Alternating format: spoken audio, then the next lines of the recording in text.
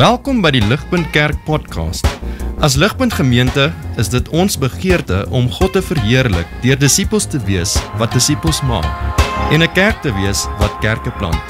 Geniet hierdie week se preek.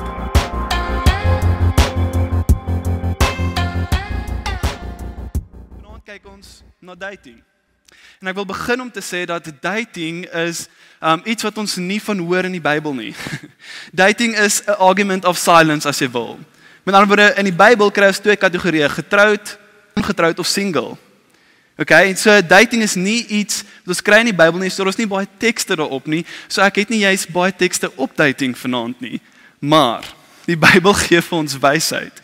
Die Bybel gee vir ons prinsipe en handles hier en daar om ons bietjie rigting en bietjie navigation te gee. En so dis wat ek vanaand gaan doen. Daar's 'n magt om goed om te sê op dating. Okay, dis regtig kompleks, 'n grys area, en so wat ek vanaand gaan probeer die wysheidsprinsipe met julle te deel. Ek gaan probeer om die hoofkernidees en dinge wat ek dink met dating gepaard gaan te deel met julle, en ek hoop iewers tussen dit kry van julle iets om te vat vanaand huis toe en verder. So kom ek bid vir, dan spring ons in. Almagtige God en Hemelvader, ons kom na U met baie nederigheid. Here, ek kom na U met nederigheid, met die bewustheid dat, Here, hierdie is 'n moeilike, sensitiewe onderwerp. Dit klink mooi en edifying, maar baie iets wat gekoppel is aan seer en vrees en hartseer. En so, Here, ek wil vra dat U my sal lei, soos ek die boodskap van ons deel, Here, en probeer wysheid gee aan hierdie mense, Here, en ek bid dat U Gees sal stuur om harte sag te oop te maak om te hoor. Maar Here, dat U met ons sal wees en ons sal herinner aan die goedheid van eenheid met Jesus. En wanneer ons een is in Hom, is ons veilig. En ons kan vashou in dit. Here, help ons om ons oë gefestig te hou op Hom, Here. Help ons om ons visie, Here. Mag U ons doel wees, mag U ons betekenis wees, mag U ons lewe wees, soos ons hardloop na U in hierdie aardse lewe. Ek bid dit in U naam. Amen. So ons het nou net iets gelees en ek dink maar nou gesê, hoekom lees ons oor divorce as ons praat oor dating vanaand? Dis 'n bietjie van 'n contradiction en 'n bietjie upset. Nou in vers 1 tot 6 is dat Jesus praat van skeiding, maar hy maak 'n baie ernstige definisie aan die, en hy's baie ernstig oor die huwelik, en hy sê dit wat God bymekaar sit, moet geen mens skei nie. Okay, maar tog weet ons dat dit is nie die realiteit waarin ons vandag leef nie. So Suid-Afrika het een van die lowest divorce rates in die wêreld. En nog steeds is dit 1 uit 5 huwelike wat misluk. Dis baie hoog. So as huwelike misluk, dan dink, okay, wat is die probleem? So ek dink daar's twee probleme. 1, mense verstaan nie wat die huwelik is nie, of vat dit nie ernstig op soos God of Jesus dit hier beskryf nie. En 2, ek dink die pad na die huwelik nie ernstig gevat nie. So ek hoop om vandag of vanaand vir ons 'n duidelike prentjie te gee oor die pad na die huwelik, soos ons die erns van die huwelik in gedagte hou, en vir ons 'n bietjie van 'n Christelike perspektief gee oor hoe ons dating nader, want dit is wat dating is. As ons dink aan die twee konsepte wat die Bybel vir ons gee, getroud en singleness, wil ek hê julle moet saam met my dink aan twee huisies. En so picture saam met my hier in jou kop, want hierdie gaan ons deur die vanaand, okay? Twee huisies. Jy het enkel wees huisie, getroud wees huisie. So dating is met ander woorde die pad tussen die enkel wees huisie na die getroud wees huisie. Okay? Dis wat dating is. Ek dink veronderstel is om te wees. Okay? Die pad tussen enkel wees en getroud. Dis dating. Die probleem is, baie min van ons weet of van ons sukkel om te verstaan hoe moet daai pad lyk? Hoe navigate ek daai pad? Hoe moet ek daai pad loop? Moet ek daai pad loop? En dis wat ons vanaand nog gaan kyk. So ek het 3 groot vrae om te beantwoord en ek gaan probeer. Die eerste een is hoe om te date. Hoe loop ek hierdie paadjie? Okay, dis die eerste. En die tweede een is, okay, met wie loop ek hierdie paadjie? Wie om te date? En die derde een, en ek weet hierdie is iets waar van julle laasweek gewonder het, is, moet ek date? As singleness so 'n gift is, moet ek actually date? En so ek los hom vir laaste, ek wou hom eers doen, maar toe het ek gesien, ek gaan beter werk te doen. So kom ons spring in. Hoe om te date? Hier wat ek 3 is, met die einddoel in sig. Okay? So ons wil date met die einddoel, die huwelikhuisie in sig. Met ander woorde, as jy uitloop, wil ons die huwelikshuis en ons wil dit in gedagte hou. Dit is hoekom jy date. Dis hoekom jy iemand leer ken, dis hoekom jy op 'n koffie gaan, dis hoekom jy gaan uit eet. Jy wil uitfigure of hierdie persoon in die huwelikshuisie saam jou kan wees. So jy wil date met die einddoel in sig. Jy wil vir clarity, nie camping nie. Okay? Jy wil date vir clarity, nie camping nie. En nou kan jy vra, okay, wat die ongeluk bedoel jy met dit? Jy wil nie kamp langs die pad nie. Jy wil nie stil staan in die dating proses nie. Nee, want dis nie wat God bedoel het nie. Hy het nie gesê dating is 'n plek nie. Hy praat nie daarvan nie. Dating is 'n plek om by deur te beweeg, om by die huwelikshuisie uit te kom. So jy wil nie tent opslaan nie. Want eintlik dis wat baie van datingverhoudings vandag doen. Is hulle dink is 'n plek om net by te chill. So wat jy doen is jy slaan vir jou tentjie op die datingfase en wat gebeur oor tyd? Al hoe meer begin jy dit wat in die huwelikshuisie moet wees, uithaal, tentjie gaan sit. En ons baie voorbeelde van seksuele boundaries of oorslaap by mekaar of net emosioneel en geestelik te ver of daar's soveel dinge wat jy vat buite die huwelikhuisie en jy sit dit in jou tenthuisie. Ons stil daar en wat is die probleem? Jy het nie die veiligheid wat die huwelikshuisie vir jou gee nie, want jy's nie in God se design nie. Sien, die huwelikshuisie is mure wat gebou is om jou te beskerm. Daar's 'n commitment, daar's 'n verbond wat jy gemaak het aan 'n ander persoon voor God en voor sy. Maar as jy gaan bly in 'n tentjie, het jy nie dit nie. So wanneer daar 'n storm oor jou pad kom, wat gebeur? Die persoon verdwyn of die tentjie val plat. En dan is jy spyt dat jy gegaan het en gecamp het en dinge wat in die huwelikshuisie gevat het en in daai tent gesit het. Want dating is nie vir camping nie, maar vir clarity. En kom ons wees eerlik, dis gewoonlik mans wat te bang is om die commitment te maak. Dis mans wat gewoonlik hou van tent opslaan, want ek meen, ek kry hier mooi, wat gebeur? Hy kan hom vat na events toe, hy kan hom afshow, showcase, en dan het hy iemand om mee te praat wanneer hy verveeld is, of iemand om na al sy probleme te luister, jy weet, en dan, as hy vir hom seks gee, wel, en dan kos maak, hoekom die ongeluk sal hy wil trou met haar? Dit 'n way out. En so, hier is die toepassing wat ek wil hê julle moet hoor. Meisies, eerstens, moenie date vir camping nie, date vir clarity. Ingee op jou boundaries nie, moenie vir die ou gee wat jy veronderstel is om te kry in die huwelik nie. En so, hier's 'n lyn wat jy kan onthou. Jy wil hê die ou moet weet wat hy het. Hy sien jou in verskeie omstandighede, hy leer jou ken, maar hy moet droom oor wat hy kan hê. Hy wil weet wie hy is, hy wil droom oor wat dit kan wees om saam met jou te gaan slaap en saam met jou op te staan en 'n lewe saam met jou te hê en 'n vrou te hê wat lojaal is aan hom. En mans, ek wil vir julle sê, laat die meisie van die begin af veilig voel. Skep vir haar 'n idee of 'n prentjie van hoe dit sal wees vir haar om saam met jou in daai huwelikshuis te wees. Beskerm haar purity, moenie kamp nie, gee vir haar rigting, lei haar en sê vir haar, luister, ons is op hierdie roete want ons wil by daai huisie uitkom. Ek gaan nie net hier kamp nie, nee, ek het 'n plan met hierdie is ek hierdie verhouding wil benader. Leem leiding en beskerm haar. Dis wat 'n vrou nodig het, dis wat vir dating nou is. Dating is vir clarity, nie camping nie. So as jy clarity het en genoeg clarity het, trou. Moenie kamp nie. Dis die eerste punt. Date met die einddoel in sig. Kyk na die huwelikshuisie. Die tweede een is 'n frase wat ons kry. Iets is 5 keer in Song of Solomon. So hier is die eerste wysheidsfrase van die Bybel wat ons kry. Hy skryf, Solomon skryf, do not awaken love until it pleases. Awaken love until it's ready. Okay? So as jy wonder, waar is die boundaries, waar is die fisiese boundaries, hier's dit. Do not awaken love until it's ready. En dis ready in die huwelik. Dis wanneer dit moet floreer. Met ander woorde, as jy wil weet waar is die boundaries, moenie fisies verkeer as die idee van die huisie nog nie oor gepraat is nie. Moenie fisies wees as die huwelikshuisie nie in sig is nie. Fisies wees as daar nie gepraat is oor waar jy op pad is nie.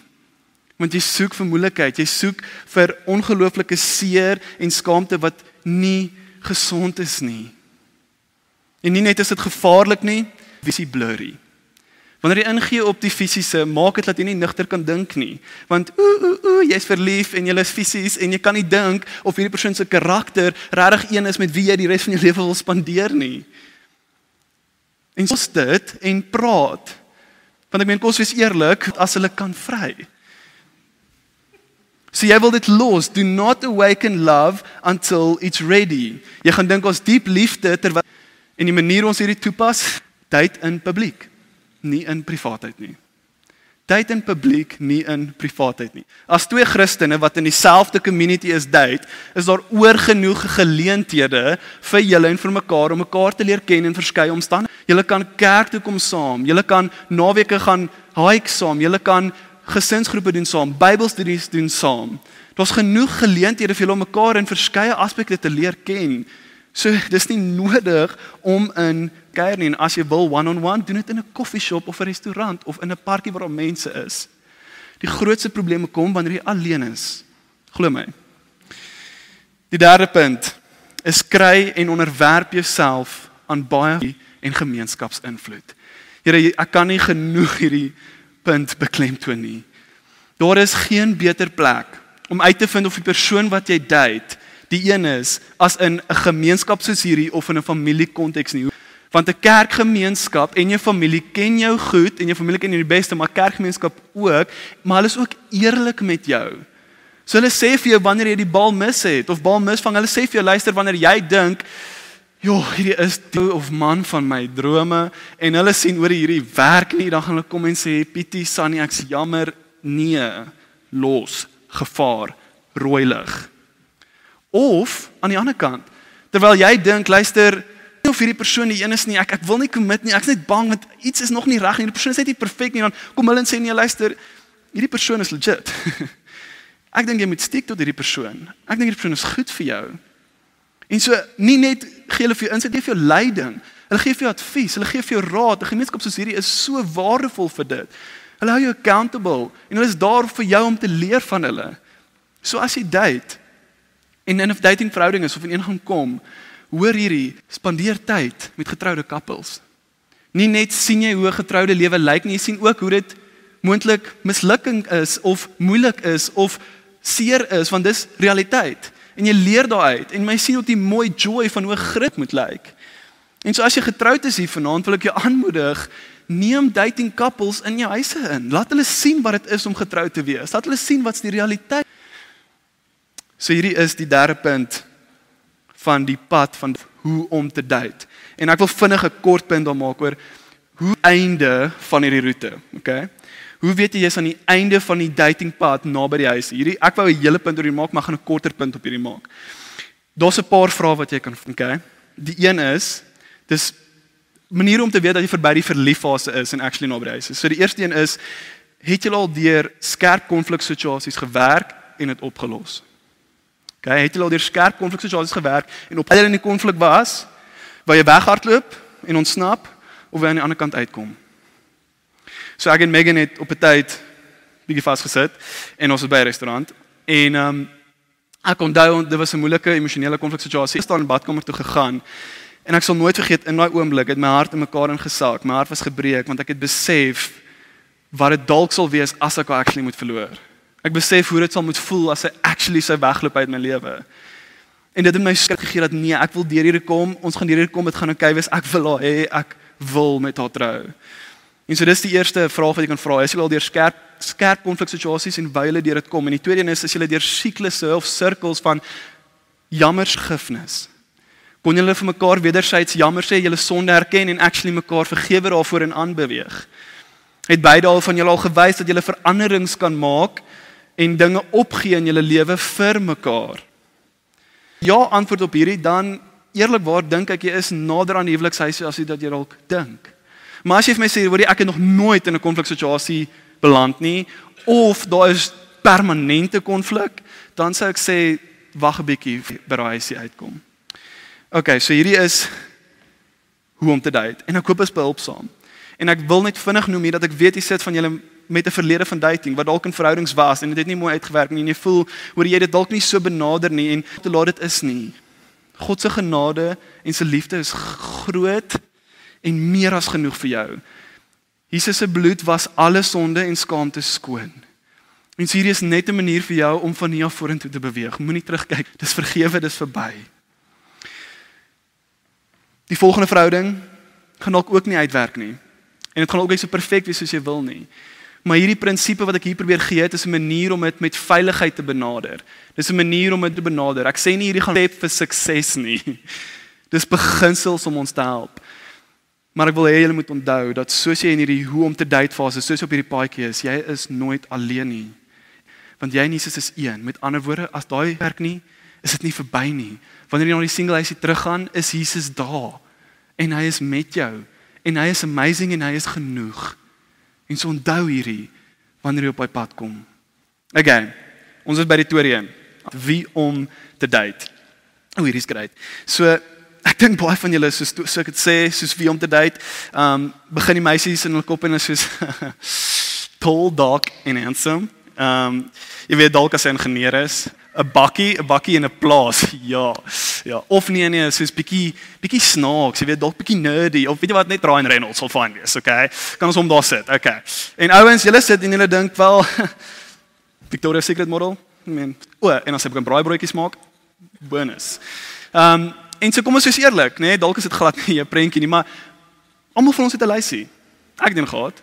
Jy sit daar en jy het 'n lysie. Jy het 'n lysie van min of meer hoe die persoon moet wees wat jy wil. Dalk het jy een nie, dan is dit great, maar ek wil vir jou vra, skeer op jou lysie.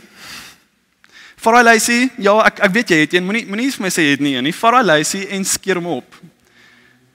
Weet jy hoekom? Want ek's baie jammer, op jou lysie bestaan nie.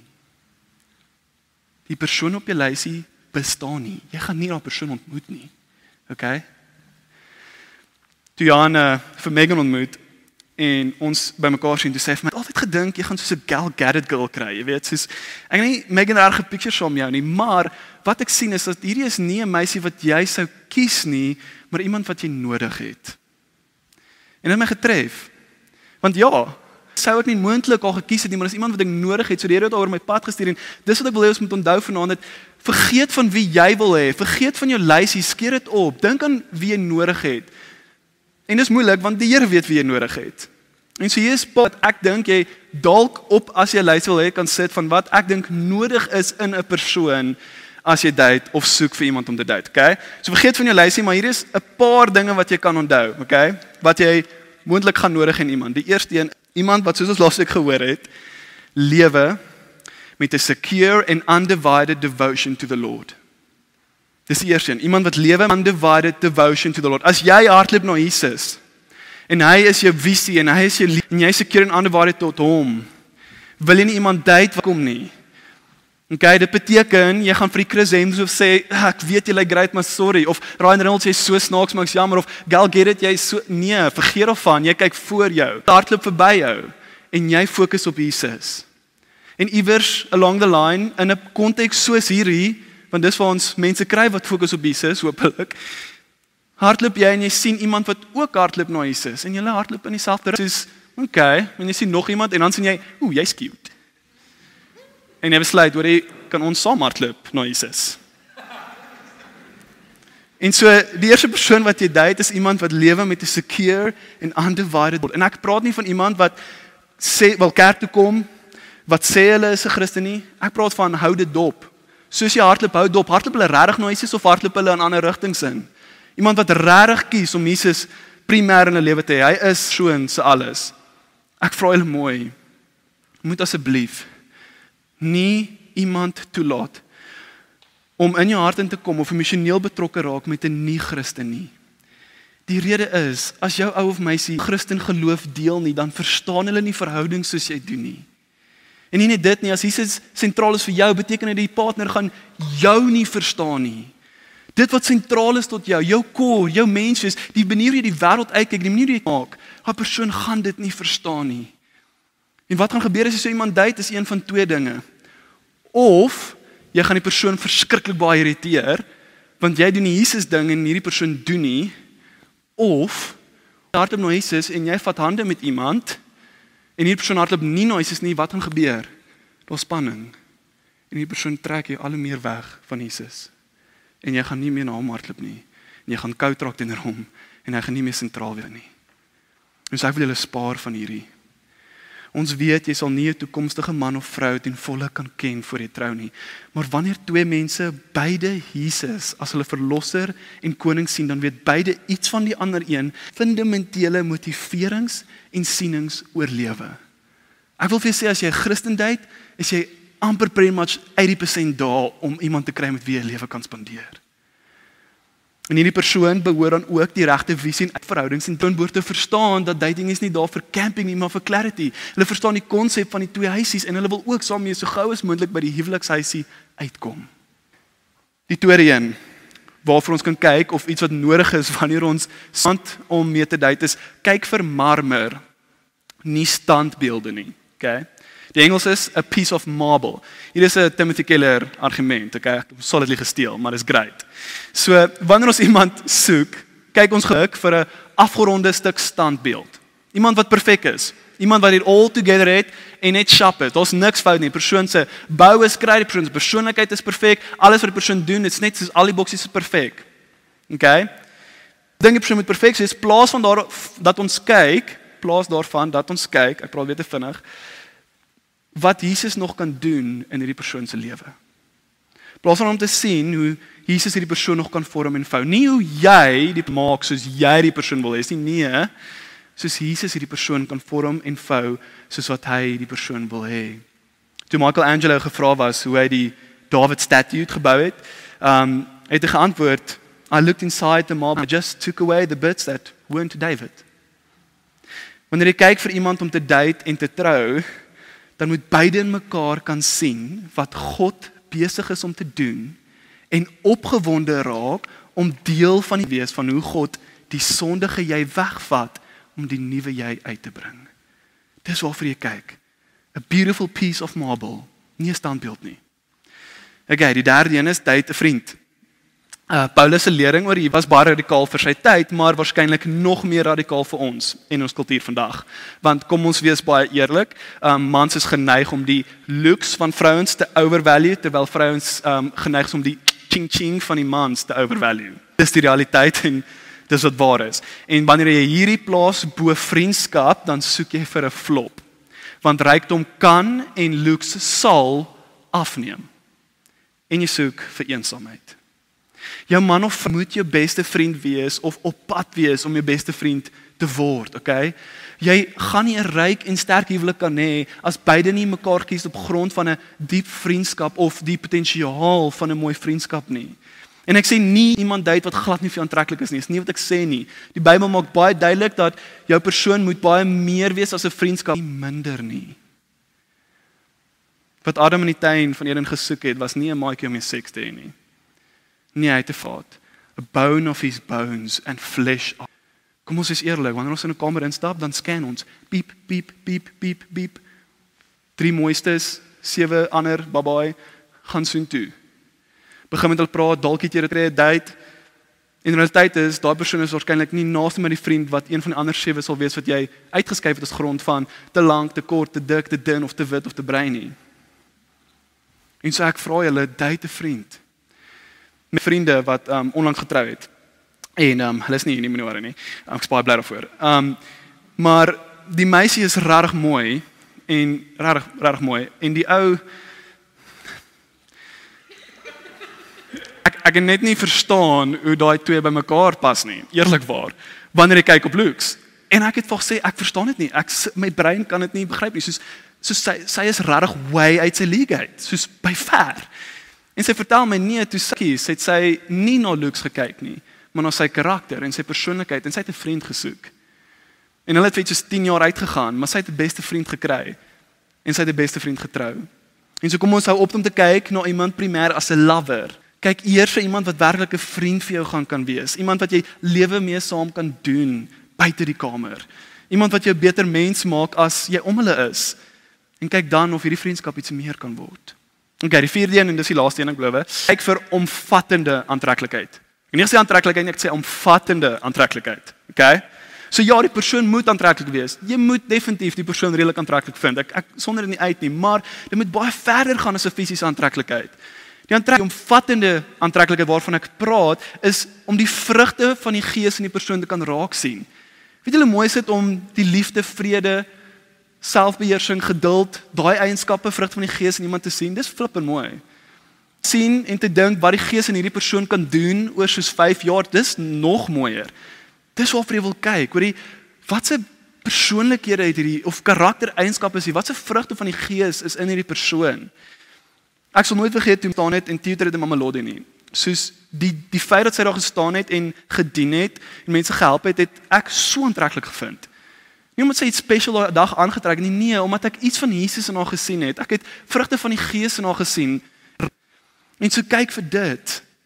Dan is die ander ding, wat jou aantrek tot iemand iets uniek. En hierdie kan ons noem die chemistry van iemand. Of daar moet iets wees in die persoon se karakter wat jou aantrek, wat uniek is. En dit is baie moeilik om te beskryf, ek weet. Dit is iets wat julle in gemeen het. Okay, en ek sal nou sê hoekom. Maar hierdie iets in gemeen kan baie goed wees. Dit kan wees, julle lees dieselfde boeke, julle hou op altyd van musiek, of julle love board games, of julle hou van adventure, of julle soos kyk dieselfde movies, of series. Wat sê, iets by hierdie persoon, een of ander chemistry wat maak dat jy net 100% jouself kan wees. Dis wat jy soek. Jy wil nie pretend by iemand nie. Jy wil nie iets wees wat jy nie is nie. Jy wil voel jy connect, en jy kan wees wie jy hierdie persoon. Dit beteken, jy moet opgewonde wees om hierdie persoon te sien. En wanneer jy weggaan van die persoon, moet jy voel, nee, jy moet nie voel, dankie tog, jy is weg, nee. Nee, jy is opgewonde wanneer jy nie eens hart vir die persoon gaan. En dit beteken, jy vind nie die persoon boring nie. Okay, soos, jy moet actually dit geniet in die persoon teenwoordigheid. Daar's regtig mense wat ek al ontmoet het wat date, en hulle vind mekaar net soos boring. Dis soos, jy hoef dit te doen nie. Niemand sê vir jy moet dit doen nie. Soos, los dit. Jy moet dit geniet in die persoon se teenwoordigheid. So ja, die persoon moet aantreklik wees, maar ons moet baie meer fokus op die karakter van die persoon, die missie van die persoon se lewe. Is hulle op pad om na Jesus te hardloop? Is ons besig om te kyk wat moontlik meer en meer soos Jesus kan word oor tyd, en die potensiaal daarvan, eerder as wat hulle nou is. Wanneer ons kyk na hierdie dinge, dan het ons min of meer 'n bietjie van 'n rigting oor wat ons dink God vir ons wil hê, wanneer ons stuur wat ons nodig het. Die derde en die laaste punt, so ek amper klaar, is moet ek date? En so laasweek het ek gehoor en ek het geweet dit gaan 'n vraag wees, soos hoorie, maar singleness is regtig 'n great gift, en ons het dit gehoor. En as singles 'n nuuslike gift is, wel moet ek actually dating oorweeg. En die eerste ding wat ek wil sê is, wel ek dink eerstens, baie van ons met singleness baie meer oorweeg as wat ons actually doen. Maar dan is dit belangrik dat ons moet verstaan wat Paulus bedoel het met die roeping tot singleness as gift. Wat Paulus bedoel met gift, is dat dit 'n geskenk is vir die opbou van die gemeente. Okay, singleness het unieke maniere om die liggaam te kan dien, omdat jy meer tyd het en minder verantwoordelikhede het. Maar dit beteken nie 'n begeerte hê vir 'n verhouding nie. Dis normaal. Okay, dis normaal. En ek probeer wys dat selfs al soek jy 'n verhouding, is Jesus genoeg. Jy's nie bang vir 'n verhouding nie, jy's nie bang om alleen te bly nie, want Jesus is nog steeds genoeg. Maar met dit kan jy gesonde bring. Okay, dis die single calling wat Paulus van praat, is nie net 'n kondisie van geen struggle en mislukking nie. Dis getrouheid in die lewe en bediening deur die single toestand. Ons 'n quote van Timothy Keller wat hierdie baie mooi beskryf, en dit gaan vir ons opkom. Hy sê, when you have this gift, there may indeed be struggles, but the main thing is that God is helping you to grow spiritually and be fruitful in the lives of others despite them. That means a single gift is not select few, and is not necessarily lifelong, though it may be. It may be a grace given for a finite period of time. So kan ek dink aan 'n datingverhouding? Die antwoord is ja en nee. Kom ons begin by nee, okay? Wanneer moet jy nie dating oorweeg nie, okay? Ons 2 punte hê. Die eerste een is, as Jesus nie jou redder is nie. As Jesus nog nie werklik jou persoonlike verlosser. Wat beteken hy het jou regtig verlos van jou sondige menswees. Ek sê nie jy moet perfek wees nie, ons almal het nog sonde, maar jy weet hy is jou koning, hy is jou verlosser. Jy weet hy's genoeg. Jy weet daar's doelbewuste sonde wat jy doodgemaak het omdat Jesus jou gered het. Want die rede is, as Jesus nie jou verlosser is nie, en hierdie is so belangrik, en ek dink een van die grootste probleme wat ons vandag teekom. As Jesus nie jou verlosser is nie, wat gebeur? Jy wil hierdie persoon moet jou red. Jy wil hierdie ander persoon moet jou red. Jy dink, wanneer jy in 'n verhouding gaan kom, gaan al die probleme wegval, hierdie persoon gaan jou red, en hierdie persoon gaan jou lewe beter maak. En dis nie wat gaan gebeur nie, want geen mens kan jou red nie. sien wanneer 'n ou of meisie wil hê iemand moet hulle redder wees, gebeur daar een van twee tragiese dinge. Die eerste een is, hulle laat hulle standaarde baie laag. Hoekom? Want hulle wil gous met hulle 'n verhouding kom, want hierdie persoon moet hulle red. Hierdie persoon moet hulle probleme laat verdwyn. Persoon moet hulle verlosser wees en hulle soek dit. So hulle standaarde is way te laag en hulle gaan way te vinnig in 'n verhouding in wat skadelik is. Of twee, omdat hierdie persoon jou redder moet wees, is sy standaarde heeltemal te hoog. En jy gaan nooit iemand kry nie, want hierdie persoon moet perfek wees. En hy kan nie. Net Jesus kan. En so jy moet jou vra, is Jesus jou persoonlike verlosser? Is hy genoeg vir jou? Want jy wil nie na iemand toe gaan en nie. Nee, hulle is ook sondig. Tim de Keller het 'n quote, hy gaan nie opkom nie, maar hy sê, if single Christians don't develop a deeply fulfilling love relationship with Jesus, put too much pressure on their dream of marriage, and that will create pathology in their lives. Dis die eerste rede wanneer ek dink jy nie moet date nie, maar die tweede een is die tyd is net noodwendig nie reg nie. Okay, daar gaan seisoene wees in jou lewe en dalk is van julle nou in daai seisoene waar 'n datingverhouding nie behulpsaam gaan wees nie. Okay, iemand wat altyd iemand het of altyd in 'n verhouding moet wees, is dalk besig met marriage idolatry en dis nie gesond vir 'n persoon om in 'n verhouding te tree nie. Of dit kan wees dat jy baie groot oorgangsfase gaan in die lewe of 'n moeilike tydperk waar jy dalk 'n nuwe werk het of baie massa studies het of jy het baie wers of moontlik die dood van 'n familielid of iemand naby jou. En in daai tyd dink ek is nie noodwendig behulpsaam om in 'n verhouding te gaan nie, want jou judgment gaan cloudy wees. En daar waar jy diep seer het en wil genesing beleef, is free communities is hierdie baie meer belangrik as 'n romantiese datingverhouding. Okay? Die ander een, en dis baie persoonlik my opinie en dis dalk baie biased, maar ek dink as iets te sê daarvoor is, ek dink aan die ander kant nie jy moet in 'n datingverhouding ingaan as jy nie kan sien dat jy at least binne die volgende 2 jaar kan trou nie. Baie subjektief, maar die rede is wanneer ons sien dat dating is nie 'n prinsip of 'n beginsel in die Bybel en ons twee huisies wil jy daai pad so kort as moontlik maak. Okay, dis veilig, dis gesond. So as jy nie kan sien dat jy binne die volgende 2 jaar wanneer 'n verhouding ingaan actually by trou kan uitkom nie, sou ek dit nie aanbeveel nie, want jy speel nie met mense se harte nie. Jy wil nie net camp nie. Jy wil clarity kry. Nou kan ons gaan na ja. Om die huwelik te begeer. Ek's amper klaar. Is nie verkeerd nie. Spreuke sê, he who finds a wife finds a good thing. Mooi en goed en God het dit ingestel. En is reg om dit te begeer. En so ek glo dat wanneer Jesus vir jou genoeg is en jy nog steeds hom as primêr in die lewe sien, dat jy kan 'n gesonde begeerte hê om in 'n verhouding in te gaan. Hier is my reël en dis my reël en dit kan ook nie werk vir julle nie, maar ek dink dis behulpsaam. Vra jouself die volgende vraag vir wanneer jy wil date. Sal die datingverhouding of die verhouding waarin ek intree God meerlik as wat ek in my single toestand het? Want as ek in die datingverhouding inlik, as wat ek sou in my enkel wees toestand. Want dalk wil jy in die verhouding ingaan en jy weet dis dalk nie die regte persoon nie, dis nie die regte tyd nie, dit gaan skade berokken, jy gaan trek nie en dit gaan nie God verheerlik nie. Maar as jy glo oor hierdie gaan God meer verheerlik en dis wat ek beleef het, dat in 'n verhouding het al my sondes uitgekom en ek moes sien hoor ek is 'n terrible mens en ek het Jesus regtig nodig. En ek het geglo hierdie gaan God meer verheerlik vir my. As jy dit kan beantwoord, dan kan ek sê ja, gaan in 'n verhouding in. Dis gesond en is goed en is reg en is mooi om die huwelik te begeer. Maar nou wil ek volgende sê, al is ons reg om daai deurtjie van die enkel wees hy maak, beteken dit nie noodwendig ons gaan in 'n verhouding inkom nie. Beteken nie dit gaan dadelik gebeur nie. Dit kan langer vat, dit kan kort wees, dit kan vinnig wees. Ek weet nie hoekom timing nie altyd aan ons kant is nie, maar God weet. Partykeer wonder ons, sorry maar Ruben, soos want nee, is ek nie mooi genoeg nie, is ek nie goed genoeg nie. Wat is die probleem? Ek soek regtig iemand, ek begeer dit en ek glo regtig dat Jesus primêr alles vir my is. Ek glo hy's genoeg vir my en ek glo dit sal God meer verheerlik. Al daai goed en maar ek kry nie iemand nie en ek weet nie hoekom nie.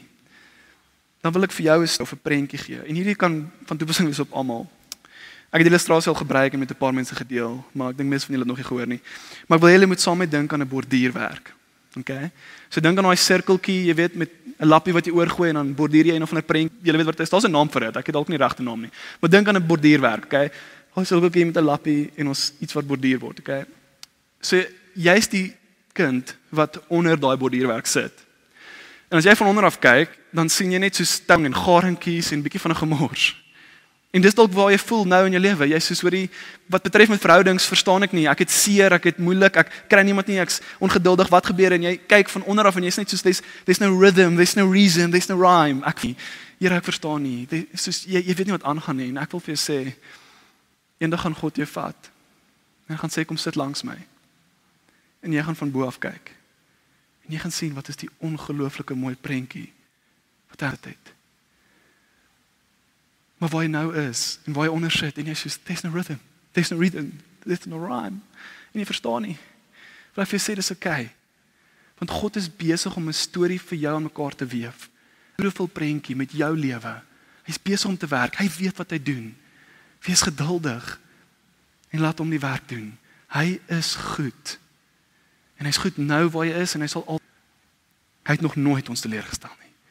Ek sluit af met 'n quote van Paige Brown. Sy het 'n amazing artikel geskryf op singleness. Quote lees wat vir my so mooi was. Sy sê, let's face it. Singleness is not an inherently inferior state of affairs. I want to be married. I pray to that end every day. I may meet someone and walk down the aisle in the next couple of years because God is so good to me. I may never have another date because He's so good to me. Kom ons bid. Almagtige God en Hemel Vader, ons dankie vir die goedheid. Here, U is goed. Al sien ons dit nie altyd nie. Here, al kyk ons baie keer van ons, verstaan nie die ritme nie, ons verstaan nie die rede nie, ons verstaan nie die rym nie. Ons wonder hoekom ons storie dalk nie so mooi is nie, hoekom ons mislukte verhoudings het, hoekom ons nie iemand kry nie, of hoekom dit net nie ons tyd is nie. En ons kyk om ons en party mense ander doen nie, en ons wonder net, is hier reg daar, Here, en mag ons vanaand sekerheid hê dat ons is een met Jesus, en wanneer ons een is met Jesus, is God besig om ons storie aan mekaar te weef, en hy maak 'n beautiful story. Hy is besig om 'n borduurstuk by mekaar te hom verheerlik, wat U verheerlik, en dit is mooi. Here, mag ons vashou aan dit, vashou dat U goed is, Here, dat U genoeg is, en met U is ons nooit alleen nie. Ek bid hier in Jesus se naam. Amen. Vir meer inligting oor Ligpunt Kerk, besoek gerus ons webwerf op www.ligpunt.com of kontak ons gerus by info@ligpunt.com.